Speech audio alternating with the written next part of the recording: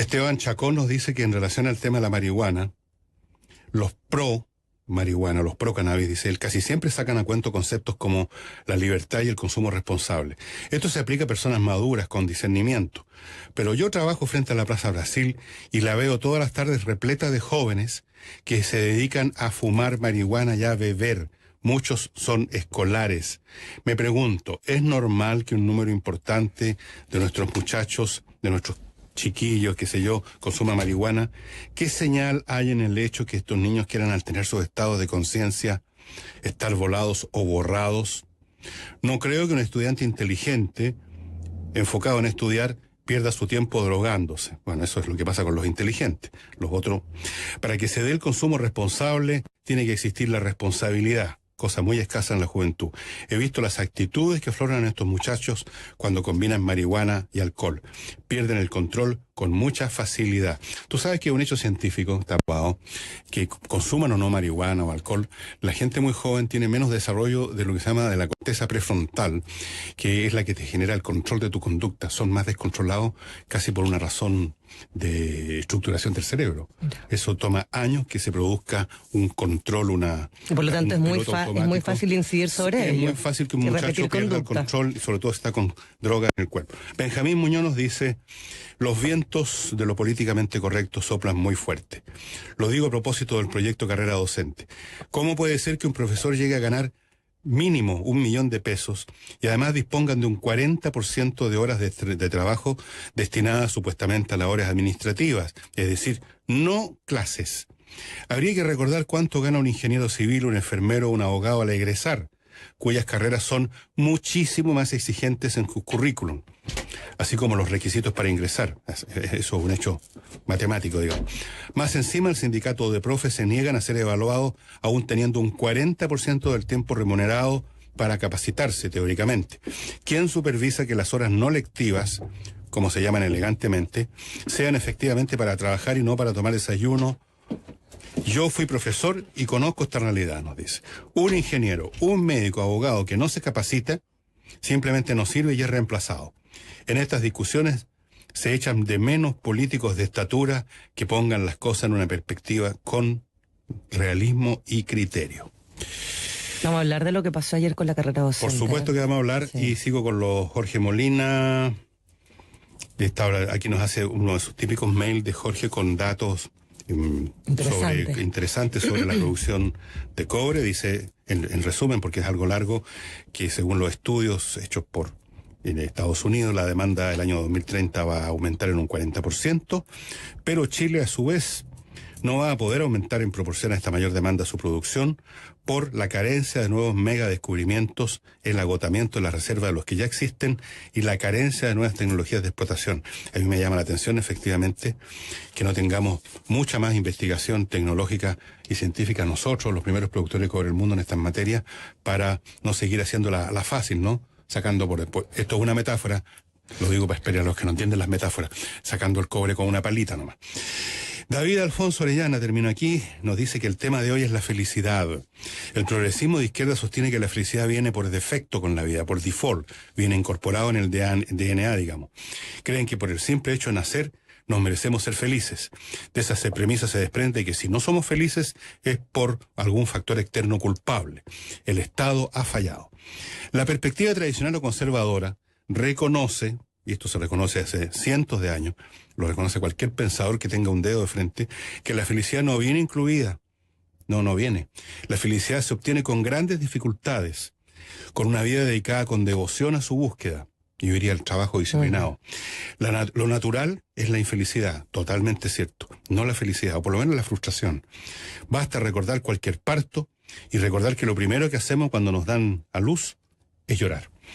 Por eso Chile se divide en dos grupos distintos, continúa David Alfonso, aquellos que aceptan que la vida es trágica, compleja y una continua lucha con voluntad, y el grupo de aquellos que le echan la culpa de toda la dictadura.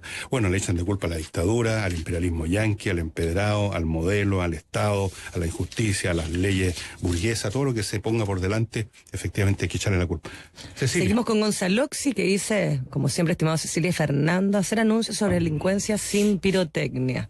Aquí tenemos una frase de realismo de una presidenta tan pragmática como silente. No podría haber espacios para pirotecnia por parte de una mandataria que ya gastó todos los cartuchos en un programa de gobierno fracasado y en sus selfies de la Copa América. Ganarle a la delincuencia es más sencillo y realista que ello. Legislar más para la gente de trabajo y menos para los primates que delinquen. Eliminar el Instituto de Derechos Humanos en Venezuela y no Corea. Dice que en Venezuela y en Corea los necesitan más que acá. Empoderar a carabineros para que la población vuelva a respetarlos. Aplicar el principio de deudor solidario, al igual que una herencia para los padres y familiares directos de los delincuentes.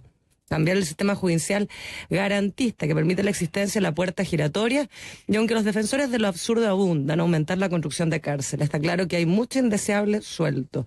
No hay espacio para pirotecnia, no quedan cartuchos, simplemente nos dice Gonzalo Díaz. A propósito de eso, hoy día leía una columna de Gonzalo La Carrera, que nos acompaña de repente acá en nuestro programa, igual que Isabel Pla, en El Pulso, que decía: te voy a matar.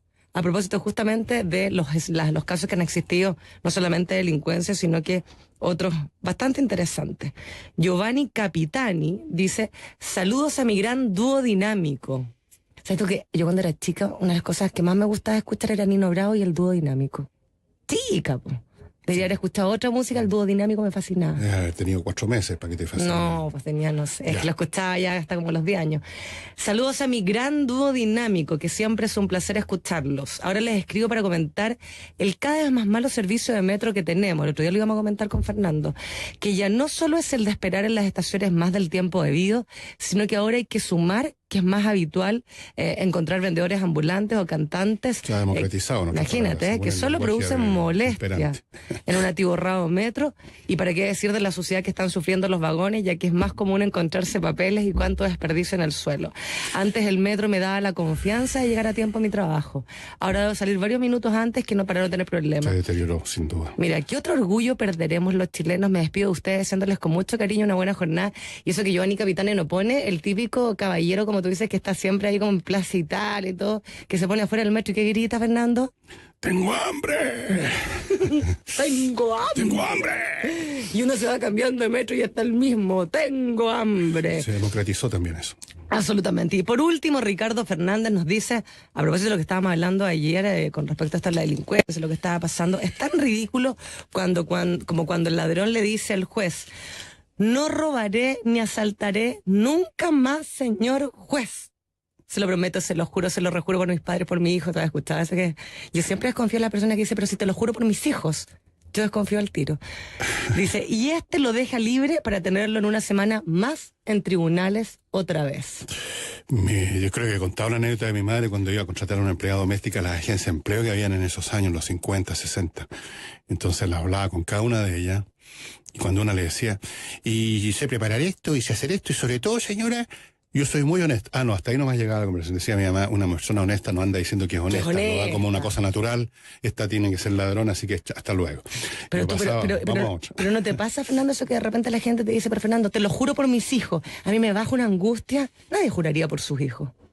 No, ¿y tenemos más mail o no? Tenemos más Twitter por acá. Twitter, ya. Donde nos dice Luis Cavila, que estuvo hace poco en sus vacaciones en Brasil y nos comentaba de cómo estaba ese país. Dice: díganle a Fernando, a propósito de lo que comentabas de manejar, los jóvenes que manejan, que en Brasil los jóvenes son igual manejando. Claro, se cree en Senna para manejar, y acuérdense en cómo terminó Ayrton Senna. Terminó muerto. Y con música funk. Acá es con reggaetón. Bueno, mira, hay una barbarie que es universal, no es monopolio de Chile, la barbarie cultural y mental que imperan las nuevas generaciones por muchas razones de difícil detalle, como dirían los martilleros públicos.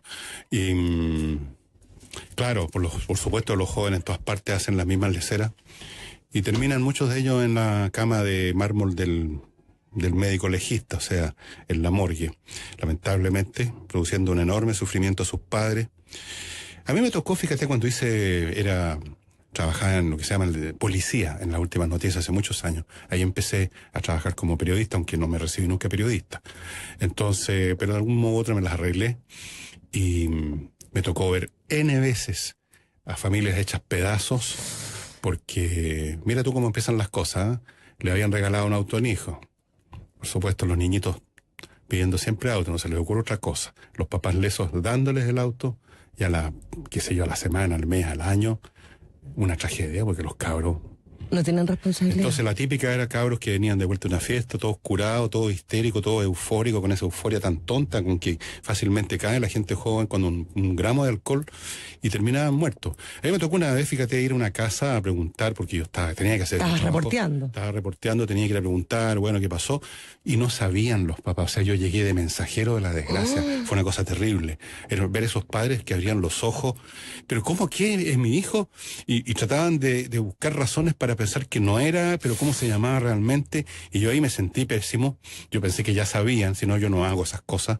Pero qué terrible. Terrible. Fernando. Bueno, esas desgracias, y siguen habiendo papás que le regalan a hijos los cuales ven que son medios tontones, que son comunes y corrientes, y por lo tanto se dejan entusiasmar con un trago, se dejan entusiasmar por el amigo que le dice, ya, pues aprieta el acelerador. O sea, el cabro común y corriente que es realmente un personaje que hay que cuidarlo mucho, porque no tienen mucho control intelectual de sus actos. Y les regalan una moto, les regalan un auto, y lo encuentro increíble. Te juro que lo encuentro increíble. Cabros chicos, te estoy hablando de cabros de 17, 18 años. Pero que si ya el regalo de la salida de cuarto medio hoy día es el auto. Pues. Sí, lo encuentro increíble. Y en mi época, francamente. no habría pensado en que mi papá me regalara un auto. Bueno, esas cosas se ganaban. Vamos a una pausa y ya volvemos con las cosas por su nombre. ¿Cómo vamos de rating?